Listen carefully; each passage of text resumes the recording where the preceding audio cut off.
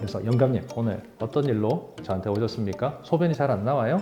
전립선 때문에 오셨어요? 그러니까 한 일주일 전부터 발기가 잘 안 된다고, 70대 중반이신데 일주일 전부터 발기가 잘 안 된다고 저한테 오신 겁니다. 여러분, 나이가 들어서도 발기가 된다는 뜻은 무엇일까요? 그건 바로 건강하다는 증거일 것입니다. 어떤 요소들이 여러분들의 건강에 직접적인 영향을 주는지 파악하려면 하루하루 확인할 수 있는 아침 발기라거나 부부 생활 중의 발기력, 평소 느끼는 성욕 같은 요소들로 여러분들의 몸 상태를 수시로 확인하는 것이 중요합니다. 안녕하십니까 여러분, 비뇨의학과 전문의 고재익입니다. 저는 16년 차 비뇨의학과 전문이고요, 2권의 책을 쓴 의학 작가입니다.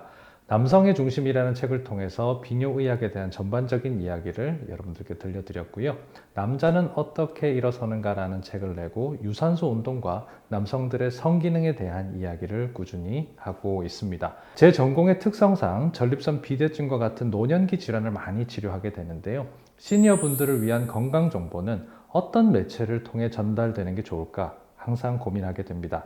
요즘 저는 유튜브가 거기에 대한 가장 확실한 답이 아닐까 생각하는데요, 유튜브에는 원하는 걸 찾는 것도 사실 음성으로 할 수 있고요, 원하는 내용이 소리로도 나오고, 그리고 시각적인 자료가 필요하면 화면도 볼 수 있고, 꼭 필요한 건 요약을 자막으로 또 보여주기 때문에 시니어분들께 딱 맞는 채널이 아닐까 합니다. 그런 의미에서 시니어분들의 건강한 삶을 위해 영상을 다루는 이런 시니어 클래스 같은 채널은 상당히 큰 의미를 가질 것 같습니다. 오늘 가장 먼저 들려드릴 이야기는 시니어 성생활이 가지는 진정한 의미에 대한 이야기를 한번 들려드릴까 합니다.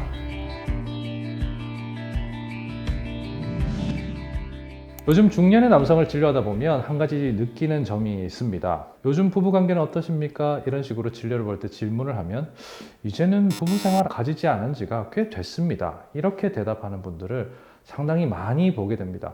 그리고 해가 갈수록 그렇게 성관계를 가지지 않는 분들이 늘어나고 있고요, 그 나이도 젊은 층으로 내려가고 있습니다.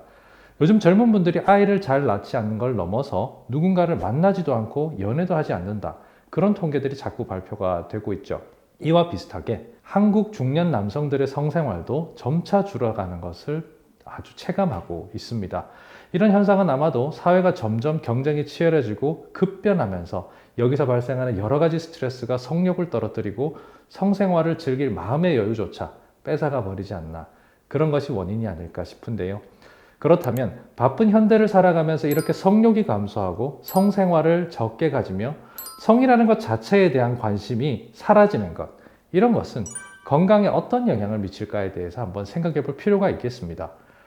제가 근무하는 곳이 지방이라서 그런지 잘 모르겠는데요, 그곳에서는 60대와 70대의 분들도 여전히 왕성한 성생활을 즐기고 계신 분들이 꽤 있습니다. 성욕도 여전하신 데다가 고혈압, 당뇨 같은 만성질환이 없는 분들은 70대 후반까지도 성기능을 유지하면서 성생활을 꾸준히 유지하고 계십니다. 얼마 전엔 70대 중반인 영감님께서 저한테 진료를 보러 오셨어요. 그래서 영감님 오늘 어떤 일로 저한테 오셨습니까? 소변이 잘 안 나와요? 전립선 때문에 오셨어요? 그러니까 난 전립선에 아무 문제 없어, 그죠? 소변 잘 봅니다, 이렇게 대답을 하시더라고요. 그래서 제가 그러면 오늘 병원에 뭐 때문에 오신 거예요? 그렇게 질문을 드리니까 한 일주일 전부터 발기가 잘 안 된다고, 70대 중반이신데 일주일 전부터 발기가 잘 안 된다고 저한테 오신 겁니다. 70대 중반 어르신께서 최근 갑자기 발기력이 떨어진 걸로 그게 답답하고 이상해서 병원을 찾아오셨다는 거예요. 그래서 제가 영감님 74세 같으시면요, 이게 이제는 성기능이 사실은 많이 떨어지실 나이입니다. 지금까지 잘 되시는 게 오히려 되게 몸이 건강하신 건데요, 이렇게 말씀을 드리니까 갑자기 호통을 치시는 거예요. 무슨 말이냐고. 그런 소리 하지 말라고. 우리 동네 경로당에 가면 내 친구들 낮잠만 봐도 거기가 불룩하다, 이렇게 얘기를 하시는 겁니다. 그래서 자기 친구들 중에서 본인만 그렇게 성기능이 일찍 떨어져서 그게 너무 답답하다, 이런 얘기를 하시더라고요. 그래서 이분 도대체 어느 동네 사시면서 어떤 샘물을 같이 떠드시고 계시길래 이렇게 다들 힘이 좋은지 제가 정말 궁금했는데요. 제가 보기에는 깨끗한 환경에서 농사 지으시고 몸을 늘 움직이시고 만성 성인병이 적다면, 거기에서 사실 생활 형편까지 나쁘지 않으셔서 영양 상태가 좋으시다면 그런 분들은 도시에서 사시는 분들보다 훨씬 건강하시고 여전히 성기능이 유지되는구나, 그런 것을 알 수 있었습니다. 그래서 저는 그런 역정을 내시는 영감님들을 보면서 사실은 기분이 되게 좋았습니다. 성생활이라는 게 결국 사람의 마음속에 여유가 있고 몸이 건강하고 즐겁고 그럴 때 사실 할 수 있는 거거든요. 이 영감님은 이 나이까지도 성생활이 왕성하실 만큼 건강하시고 할머님과도 사이가 좋으시니까 관계를 가지실 수가 있겠죠.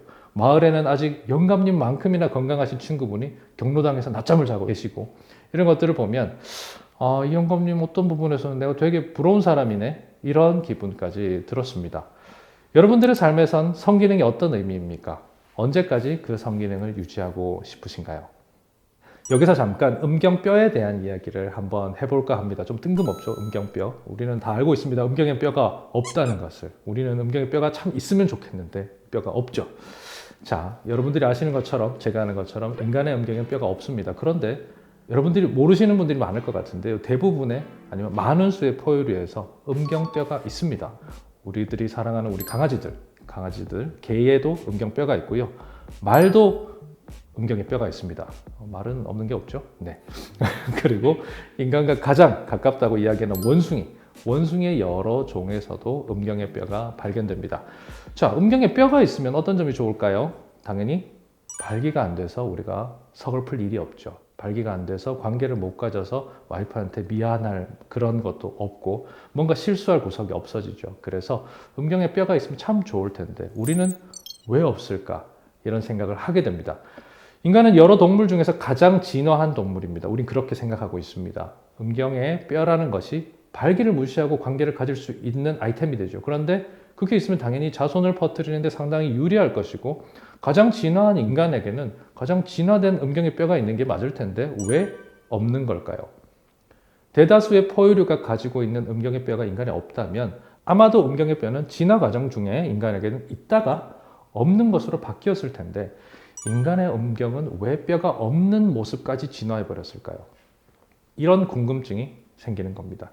그런데 거기에 대한 해답을 유전학의 대가인 다윈이라는 유전학자가 이야기를 한 적이 있습니다. 유전학의 창시자로 불리는 다윈은 인간의 음경에 뼈가 없는 이유를 건강하지 못한 남성이 자손을 퍼뜨리지 못하도록 진화한 것이다 라고 가설을 제시했습니다. 사실 생각을 해보면 원시 밀림 속에서 살아가는 부족이 있다고 칩시다. 거기에 아버지가 될 사람이 병에 걸려서 건강하지가 못하다거나 나이가 너무 많다면 아이가 태어났을 때 이 아이를 제대로 기를 수 있는 방법이 없을 겁니다. 자연은 혹독하고 엄마는 아이를 돌보는데 시간을 쏟아야 하는데 아버지가 힘이 없으면 이를 견뎌낼 방법이 없는 거죠.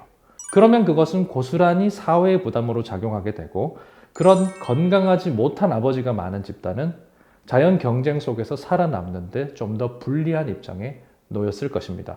그래서 건강한 사람만이 건강한 아이를 낳도록 음경의 뼈는 없는 방향으로까지 인간이 진화했다. 그렇게 해석할 수가 있는 것이죠. 여러분, 나이가 들어서도 발기가 된다는 뜻은 무엇일까요? 나이가 들 때까지 성기능이 그대로 유지되고 있다는 뜻은 무엇일까요? 그건 바로 건강하다는 증거일 것입니다. 성기능에 대한 관심은 꼭 성생활의 유지뿐만 아니라 여러분들이 건강하다, 건강하지 못하다를 판단하는 도구로서 소중하게 여겨져야 하는 것입니다. 건강에 대한 점검이라면 우리가 건강검진을 떠올리죠. 그런데 건강검진은 대부분 1년에 한 번 정도밖에 하지 않습니다. 그리고 비용도 많이 들죠. 매일 변화하는 몸의 컨디션을 반영해 줄 수도 없습니다. 1년에 한 번밖에 안 하니까요. 어떤 요소들이 여러분들의 건강에 직접적인 영향을 주는지 파악하려면 하루하루 확인할 수 있는 아침 발기라거나 부부 생활 중에 발기력, 평소 느끼는 성욕 같은 요소들로 여러분들의 몸 상태를 수시로 확인하는 것이 중요합니다. 호르몬은 뼈 건강에도 굉장히 중요한 역할을 합니다. 여성분들이 폐경 이후에 여성 호르몬이 적어지면 골다공증이 잘 생긴다는 것 여러분들 다 알고 계실 겁니다. 그래서 50대 이후의 여성분들은 늘 골밀도를 규칙적으로 확인하고 골다공증을 막기 위한 치료제를 복용하게 되죠. 그런데 남자들도 남성 호르몬이 줄어들면 뼈가 약해집니다. 문제는 이건 거의 알려져 있지 않다는 겁니다. 실제로 골다공증은 여성들에게 많이 발생합니다. 하지만 병적인 골절, 골다공증으로 인해서 뼈가 약해져서 툭 건들리기만 했는데도 뼈가 부러지는 이런 병적인 골절은 남자들에게서 훨씬 많이 발견됩니다. 왜냐하면 남자들은 자기가 골다공증이 올 수 있다는 사실을 생각조차 못 하거든요. 이런 현상 뒤에는 남성 호르몬 부족이 크게 자리 잡고 있습니다. 이런 의미에서 저는 중년에서 노년에 이르는 시니어 분들께서 성기능에 문제가 생겼을 때는 방치하지 마시고 건강검진을 통해 새로운 만성 성인병은 없는지, 지금 드시고 계시는 약들의 효과는 잘 유지되고 있는지를 점검하시고요. 남성 호르몬을 검사해서 만약에 낮다면 보충요법을 받아서라도 뼈 건강까지 체크하시라고 권유드리고 싶습니다. 이렇게 설명을 듣더라도 선뜻 어떤 방식으로 건강을 확인하고 남성 호르몬을 확인하실지 막막하실 수 있습니다. 그런데 남성분들께서 나이가 드시면 전립선 비대증으로 비뇨의학과를 매달 또는 2달에 한 번 정도씩 꾸준히 가게 되죠. 그리고 1년에 한 번 정도는 PSA라는 피검사를 꼭 하게 됩니다. 그럴 때 여러분 전립선 특이학원 검사를 하실 때 남성 호르몬 한번 재보시는 거 어떨까요? 그리고 혹시 숨은 당뇨는 없는지 당화혈색소 같은 것도 한번 같이 재보시는 건 어떨까요? 여러분, 오늘은 남성 시니어 분들의 삶에서 성생활이란 어떤 의미를 가질까에 대해 고민해보는 시간을 가졌습니다. 나이가 들면서 경우에 따라 성생활에 관심이 줄게 되는 경우도 적지 않은 세상입니다. 그렇지만 이를 막연히 외면하기에는 이것이 가지는 의미가 너무 큰 게 아닌가 싶습니다. 오늘 영상이 흥미로웠다면 좋아요와 댓글로 응원해 주시고요. 저는 다음 영상에서 다시 뵙겠습니다. 감사합니다.